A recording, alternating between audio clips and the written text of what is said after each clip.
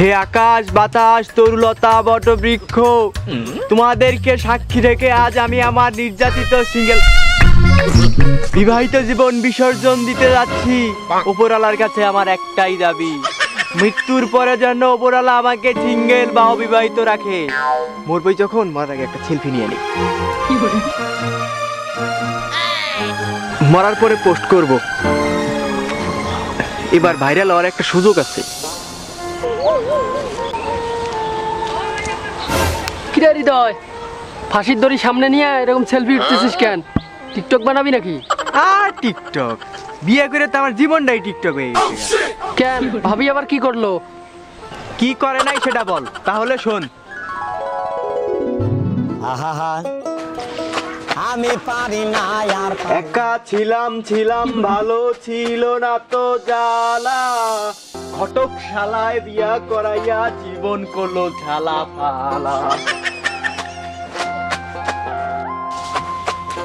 একা ছিলাম ছিলাম ভালো ছিল না তো জ্বালা, এই বউ বিয়া করিয়া জীবন হইল কয়লা।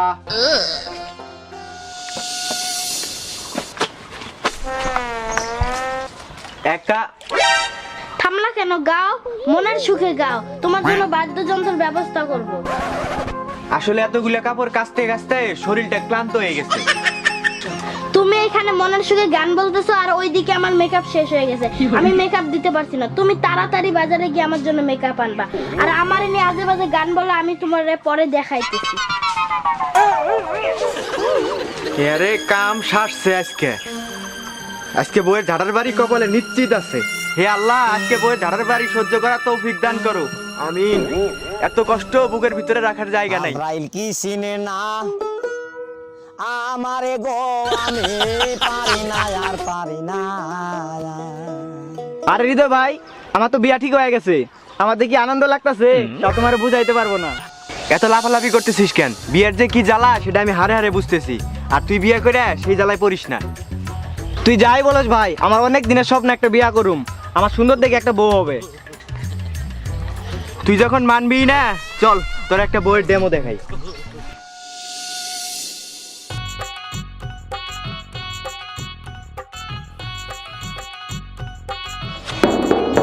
আমার জানটা কই? জান পাখিটা কই? আমার জান পাখিটা কই গেল?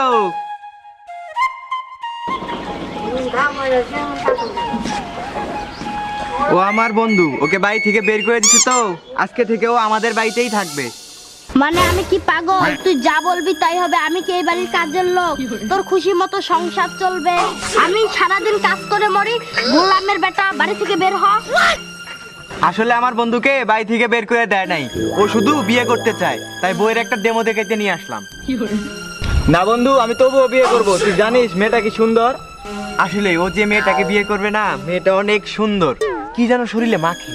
তোরা আসো, কি মাকে তোমারে দেখাইতেছি। আসো বাড়িতে, আসো আসো বাড়িতে, আসো আসো। কি মাখে তোমারে দেখাইতেছি। যাও বাজারে গিয়ে বাজার নিয়ে আসো।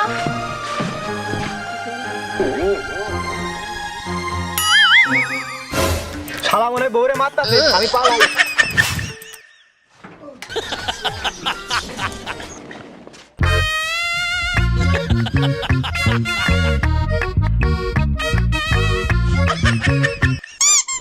মানুষেরও কপাল আর আমারও কপাল, মানুষ বিয়ে করে সুখে আছে আর ঠাড়া পড়ছে আমার কপালে।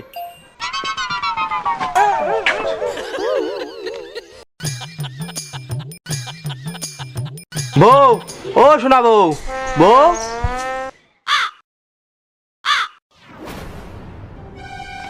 কি হয়েছে? এত ঢং কিসের?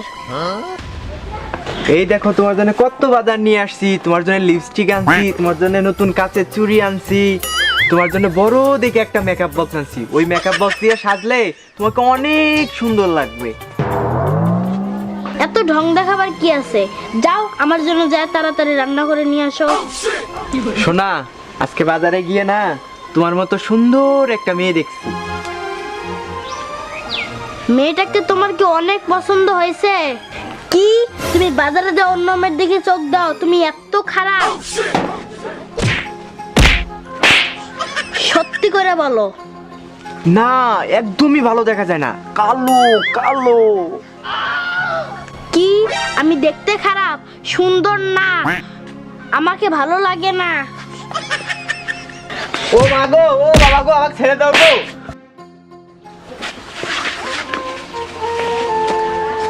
যাও, আজকে তোমার ভাত নাই।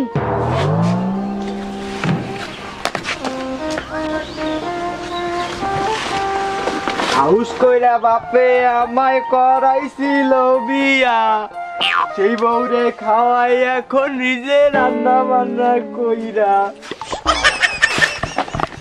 আরে বোকা, এই কারণে মানুষ মরতে আসে। এই বিষয়ে তালুই সাহেবকে কিছু বলিস নাই? শুধু তাই নয়, তাহলে আরো বলছি, শোন। মা কই গেলি রে মা? বাড়িতে আসছ রে মা?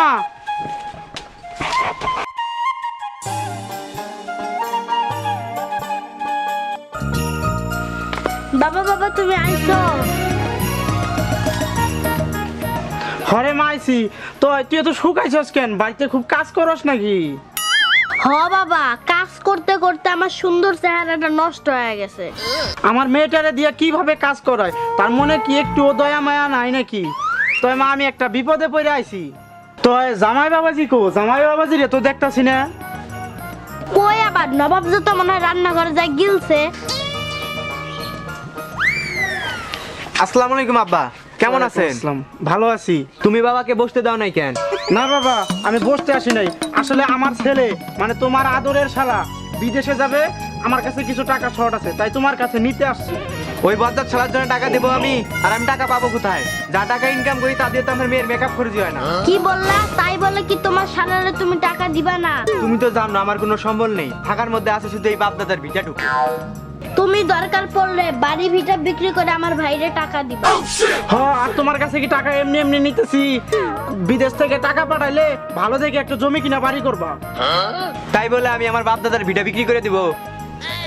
তুমি যদি আমার ভাইরে টাকা না দাও তাহলে আমি তোমার বাড়িতে থাকবো না, বলে দিলাম।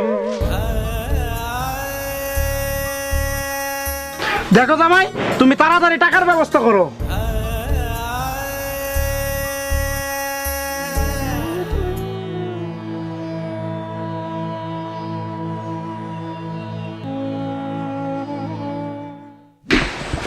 কোথায় যে গেল, কোথায় আর খুঁজি? আরে ওইখানেই তো, টাকার ভয়ে মনে হয় পালাইয়া আছে। দেখি কি করে।